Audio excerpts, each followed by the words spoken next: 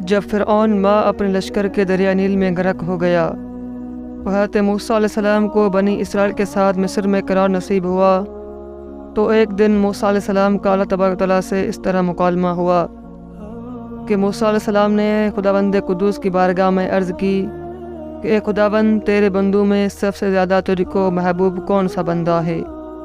اللہ تعالیٰ نے فرمایا، جو میرا ذکر کرتا ہے اور مجھے کبھی فراموش نہ کرے۔ حضرت موسیٰ علیہ السلام نے عرض کیا، سب سے بہتر فیصلہ کرنے والا کون ہے؟ اللہ تعالیٰ نے فرمایا، جو حق کے ساتھ فیصلہ کرے اور کبھی بھی خواہش انسانی کی پیروی نہ کرے۔ پھر حضرت موسیٰ علیہ السلام نے عرض کی، تیرے بندوں میں سب سے زیادہ علم والا کون ہے؟ تو اللہ تعالیٰ نے فرمایا، جو ہمیشہ اپنے علم کے ساتھ دوسروں سے سیکھتا رہے، تاکہ اس طرح اسے کوئی ایک ایسی بات مل جائے جو اسے ہدایت کی طرف رہنمائی کرے اور اس کو ہلاکت سے بچا لے۔ پھر حضرت موسیٰ علیہ السلام نے عرض کی، اگر تیرے بندوں میں کوئی مجھ سے زیادہ علم والا ہو تو مجھے اس کا پتہ بتا دیں۔ اللہ تعالیٰ نے فرمایا، خضر تم سے زیادہ علم والے ہیں۔ حضرت موسیٰ علیہ السلام نے عرض کی، میں انہیں کہاں تلاش کروں؟ اللہ تعالیٰ نے فرمایا، ساحل سمندر پر چٹان کے پاس۔ حضرت موسیٰ علیہ السلام نے عرض کیا، میں وہاں کیسے اور کس طرح پہنچوں؟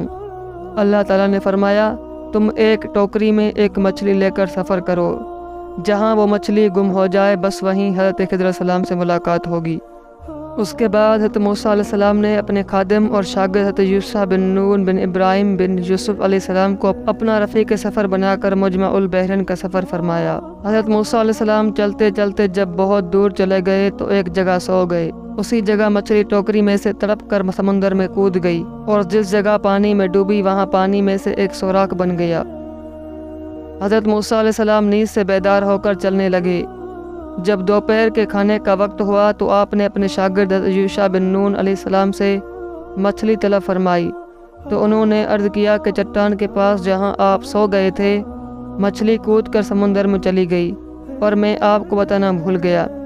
آپ نے فرمایا کہ ہمیں تو اس جگہ کی تلاش تھی۔ بہرحال آپ اپنے قدموں کے نشانات کو تلاش کرتے ہوئے اسی جگہ پہنچ گئے جہاں حضرت خضر علیہ السلام سے ملاقات کی جگہ بتائی گئی تھی۔ وہاں پہنچ کر حضرت موسیٰ علیہ السلام نے دیکھا کہ ایک بزرگ کپڑوں میں لپٹے ہوئے بیٹھے ہیں۔ جب حضرت موسیٰ علیہ السلام نے ان کو سلام کیا تو انہوں نے تعجب سے فرمایا کہ اس سرزمین میں سلام کرنے والے کہاں سے آ گئے؟ پھر انہوں نے پوچھا کہ آپ کون ہیں؟ تو آپ نے فرمایا کہ میں موسیٰ ہوں۔ تو انہوں نے دریافت کیا کہ موسیٰ کون؟ کیا آپ بنی اسرائیل کے موسیٰ ہیں؟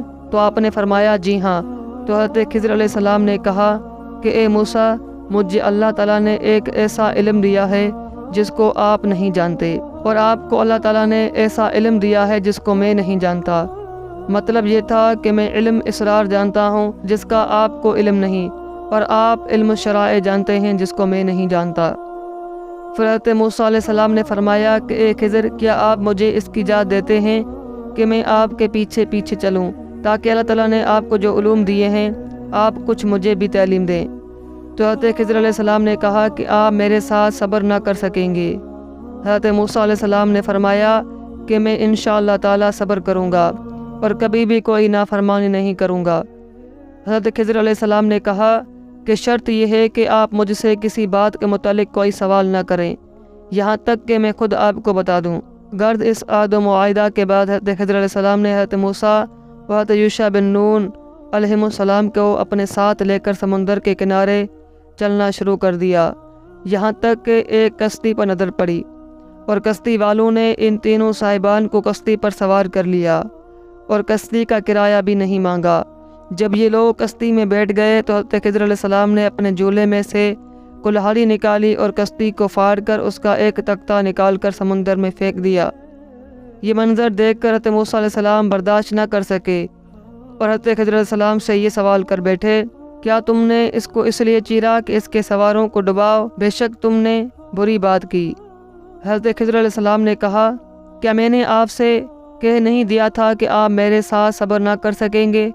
حضرت موسیٰ علیہ السلام نے معذرت کرتے ہوئے فرمایا کہ میں نے بھول کر سوال کر دیا، لہٰذا آپ میری بھول پر گرفت نہ کیجیے اور میرے کام میں مشکل نہ ڈالیے۔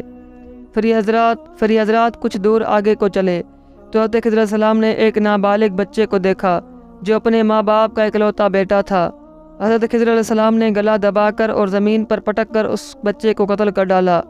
یہ ہوش ربا خونی منظر دیکھ کر حضرت موسیٰ علیہ السلام میں صبر کی تاب نہ رہی، اور آپ نے ذرا سخت لہجے میں حضرت خضر علیہ السلام سے کہہ دیا، کیا تم نے ایک ستھری جان بے کسی جان کے بدلے قتل کر دی؟ بے شک تم نے بہت بری بات کی۔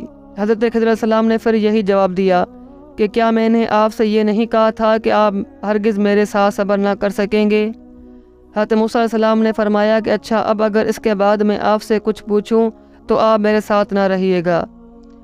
اس میں شک نہیں کہ میری طرف سے آپ کا عذر پورا ہو چکا ہے۔ پھر اس کے بعد ان حضرات نے ساتھ ساتھ چلنا شروع کر دیا، یہاں تک کہ یہ لوگ ایک گاؤں میں پہنچے اور گاؤں والوں سے کھانا طلب کیا، مگر گاؤں والوں میں سے کسی نے بھی ان صالحین کی دعوت نہیں کی۔ پھر ان لوگوں نے گاؤں میں ایک گرتی ہوئی دیوار پائی تو حضرت خضر علیہ السلام نے اس میں اعظم پڑھ کر دیوار سیدھی کر دی۔ حضرت موسیٰ علیہ السلام گاؤں والوں کی بد اخلاقی سے بیزار تھے۔ آپ کو غصہ آ گیا، برداشت نہ کر سکے اور فرمایا، تم چاہتے تو اس پر کچھ مزدوری لے لیتے۔ یہ سن کر حضرت خضر علیہ السلام نے کہہ دیا کہ اب میرے اور آپ کے درمیان جدائی ہے، اور جن چیزوں کو دیکھ کر آپ صبر نہ کر سکے ان کا راز میں آپ کو بتا دوں۔ سنیے، جو کشتی میں نے پھاڑ ڈالی وہ چند مسکینوں کی تھی، جس کی آمدنی سے وہ لوگ گزر بسر کرتے تھے، اور آگے ایک ظالم بادشاہ رہتا تھا جو سالم اور اچھی کشتیوں کو چھین لیا کرتا تھا اور عیبدار کشتیوں کو چھوڑ دیا کرتا تھا۔ تو میں نے قصداً ایک تختہ نکال کر اس کشتی کو عیبدار کر دیا تاکہ ظالم بادشاہ کے غضب سے محفوظ رہے۔ اور جس لڑکے کو میں نے قتل کر دیا اس کے والدین بہت نیک اور صالح تھے، اور یہ لڑکا پیدائشی کافر تھا، اور والدین اس لڑکے سے بے پناہ محبت کرتے تھے اور اس کی ہر خواہش پوری کرتے تھے۔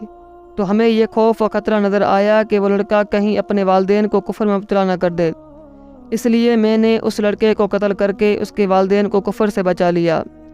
اب اس کے والدین صبر کریں گے تو اللہ تعالیٰ اس لڑکے کے بدلے میں اس کے والدین کو ایک بیٹی عطا فرمائے گا جو ایک نبی سے بیاہی جائے گی، اور اس کے شکم سے ایک نبی پیدا ہوگا جو ایک امت کو ہدایت کرے گا۔ اور گرتی ہوئی دیوار کو سیدھا کرنے کا راز یہ تھا کہ یہ دیوار دو یتیم بچوں کی تھی، جس کے نیچے ان دونوں کا خزانہ تھا، اور ان دونوں کا باپ ایک صالح اور نیک آدمی تھا۔ اگر ابھی یہ دیوار گر جاتی تو ان یتیموں کا خزانہ گاؤں والے لے جاتے، اس لیے آپ کے پروردگار نے یہ چاہا کہ یہ دونوں یتیم بچے جوان ہو کر اپنا خزانہ نکال لیں، اس لیے ابھی میں نے دیوار کو گرنے نہیں دیا۔ یہ خداوند تعالیٰ کی ان بچوں پر مہربانی ہے، اور اے موسیٰ علیہ السلام، آپ یقین و اطمینان رکھیں کہ میں نے جو کچھ بھی کیا ہے اپنی طرف سے نہیں کیا، بلکہ میں نے یہ سب کچھ اللہ تعالیٰ کے حکم سے کیا ہے۔ اس کے بعد حضرت موسیٰ علیہ السلام اپنے وطن واپس چلے آئے۔